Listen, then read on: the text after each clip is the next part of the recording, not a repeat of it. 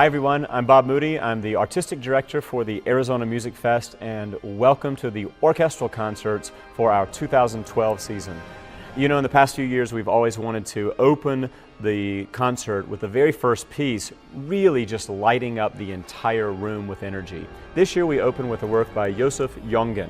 Now you may not know this name, it may not be quite as familiar as Mozart, Beethoven, names like that, but this is a phenomenal work for organ and orchestra. It's his toccata, which comes from his Symphonie Concertante, and this is the work that really sets the bar as high as possible for grand energy, amazing orchestral mastery as a way to kick us off into the orchestral week.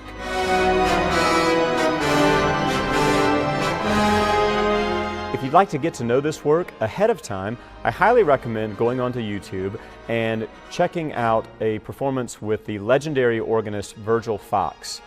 You'll enjoy it very much. For a soloist for the opening concert, we looked to one of our own, principal cellist of the Musicfest Orchestra and a cellist in the Chicago Symphony. Brant Taylor is going to be performing the Elgar Cello Concerto, one of the most beloved, most beautiful romantic cello concertos in all the repertory, made famous really by Jacqueline Dupre, the legendary cellist of the 20th century. There is no artist, no instrumentalist I know on this planet who possesses more artistry, more technical ability, more depth of artistic maturity than my dear friend Brant Taylor, and you're going to see all this come to life in the Elgar Concerto. After intermission, we close the concert with Jean Sibelius' Second Symphony. The rising three-note theme of the final movement is one of the most stirring moments in all of orchestral music.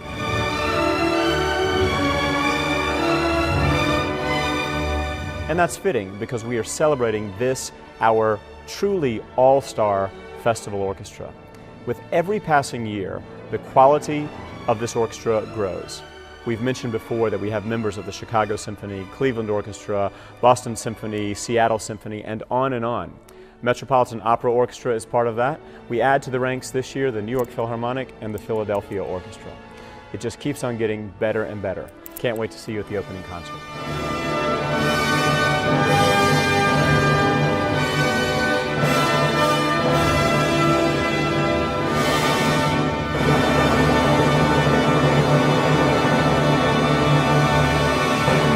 We're talking now about the second orchestral concert in the 2012 festival season. This concert, which happens on Thursday night, February 23rd, features music of Dvorak, Mendelssohn, and Prokofiev. The opening of the concert, the first two pieces before intermission, Dvorak and Mendelssohn. The Dvorak Serenade for Winds, which is a brilliant way to showcase the wind players in our festival orchestra. We have some tremendous players, truly some of the very best wind players in the country, and I dare say the world, will be featured in this Serenade for Winds. And interestingly, it also calls for one cello and one bass. So I guess you could call it the Serenade for Winds and two string instruments. But it's a tremendous piece, and that kicks off the concert. After the Dvorak, we feature the Mendelssohn Violin Concerto. The orchestra will be accompanying a wonderful violinist, Andreas Seeger. This New York City-based violinist has won numerous violin competitions around the country and now enjoys a national and international career as a solo violinist. I'm really excited to tell you how we're going to perform the Prokofiev Romeo and Juliet, which is the finale of this concert. Prokofiev wrote the ballet, Romeo and Juliet, of course based on the Shakespeare story, and then he wrote 3 orchestral suites with various music from the ballet. I have put these suites together to create our very own Arizona Musicfest suite, in which the works from the ballet are now in chronological order as they tell the story of Romeo and Juliet. We're going to be joined by 4 actors from Phoenix Theater. 2 will portray Romeo and Juliet. The other 2 will portray the various other roles as they are appropriate to the music you're going to hear. So interspersed between the movements, you will hear the beautiful lines of the Shakespeare. It's really going to be an amazing collaboration, and I think a great way to enjoy the best of both worlds of art, the great theater of Shakespeare, the phenomenal music of Prokofiev.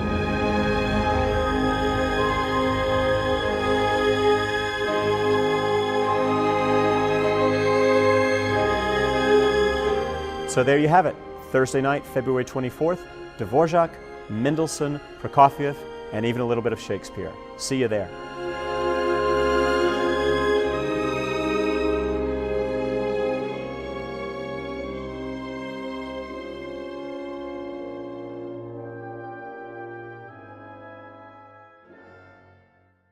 We're talking now about the Friday night, February 24th concert with the orchestra and with our guest artist in residence. We've had some great guest artists in residence over the past few years: Mason Bates, Ryan Anthony, Elizabeth Bishop. This year we welcome jazz legend Chris Brubeck. Of course, the son of the icon Dave Brubeck. Chris is going to be with us in several performance venues, and on this Friday night, jazz and orchestra come together when Chris and his brothers, the Brubeck Brothers Quartet, are the featured artists on this concert. Jazz has long been such an important part of all that we do here at the Musicfest, and this seemed like just the perfect way to marry together the great music of the orchestra and the legendary jazz music. So you're going to hear some of the Brubeck's most famous tunes: Black and Blue, We're Still in Love After All These Years, and of course, Take 5.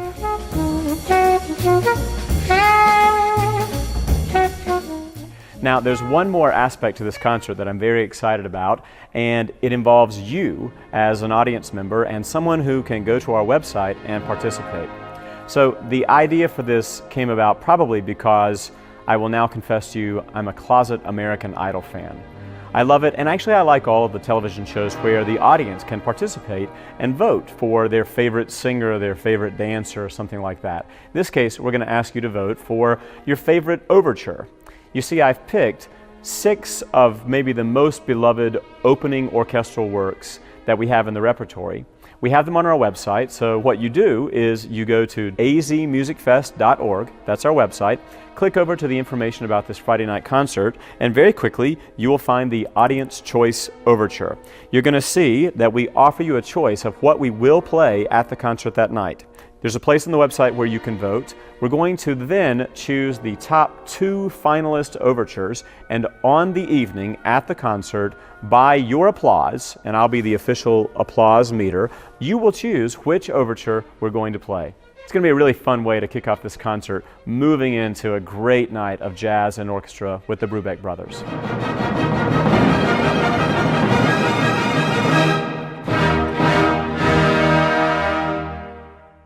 Talking to you now about the final orchestral concert of the 2012 season. We really set the bar incredibly high last year with the final orchestral concert. For our 20th anniversary last year, we offered to you the Beethoven Ninth Symphony. It was a tremendous event, one of which we are extremely proud. So how do you top that? How do you come close to matching that type of experience? Well, one way for sure is to next offer to the Valley and to you, the audience, the Giuseppe Verdi Requiem.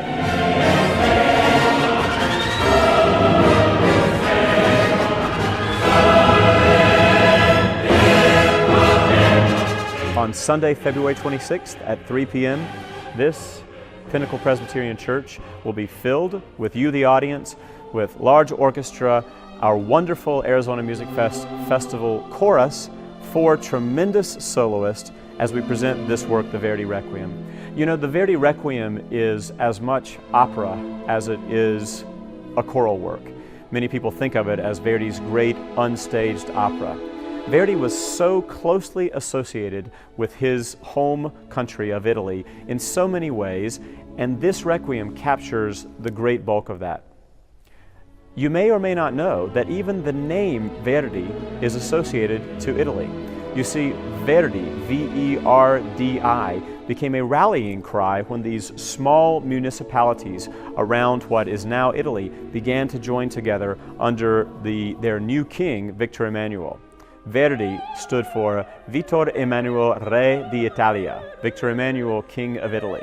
And the music of Verdi became so associated with this national pride.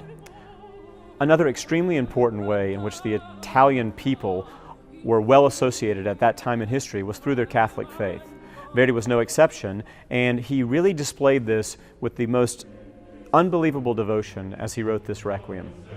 All of this comes together Sunday, February 26th, 3 p.m., here with our Arizona Music Fest orchestra, chorus, soloist.